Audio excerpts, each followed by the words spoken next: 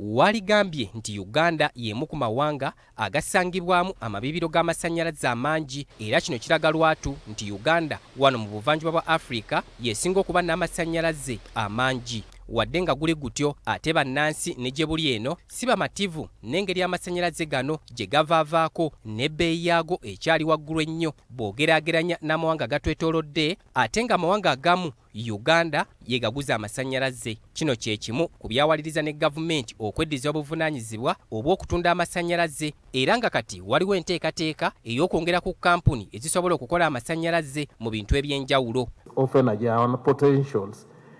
To produce energy which we shall use for our own benefit. Two, we also focus on expanding access to affordable, reliable and modern energy.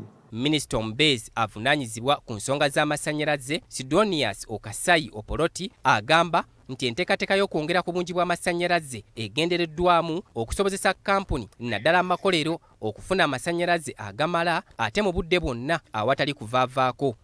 We intend to reduce greenhouse gas emissions as a country and fourthly ensuring that the growth is inclusive.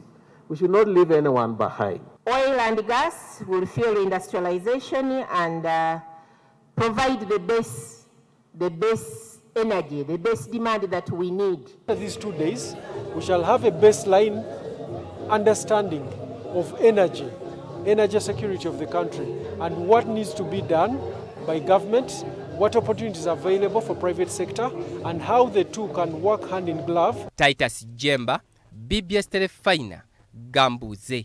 Let's prioritize